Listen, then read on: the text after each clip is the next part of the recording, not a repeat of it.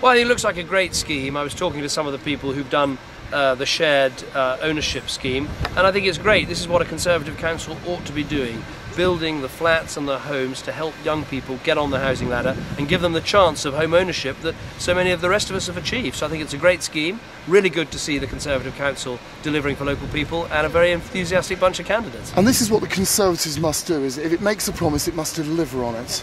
That's absolutely right. I'm pleased. I remember coming to Chester last year before the local elections, and I saw the promises that were being made by our candidates then to get the council tax down, to stop the waste in terms of the new buildings for the council staff and all the rest of it, and they've delivered on those promises, and so I think they can look the electorate in the eye and say, give us your support on May the 1st. Yes, the slug is dead. I know that word amuses you somehow.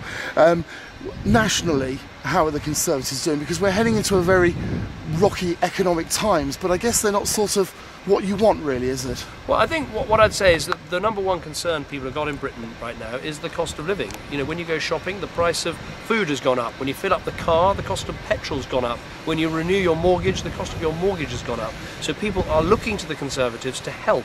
And so we've got, through the council tax, you know, if we take over new councils, to try and keep that council tax down, to keep the increases to a minimum, to find what efficiencies we can.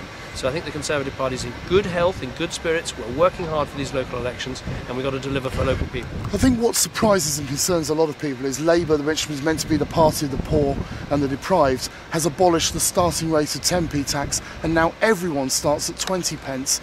Crazy decision in your mind? I think it's an extraordinary decision. I've been all over the country. Yesterday I was in Hastings and Maidstone. Today I've been in West Yorkshire, and now here in Chester, and people are raising this over and over again.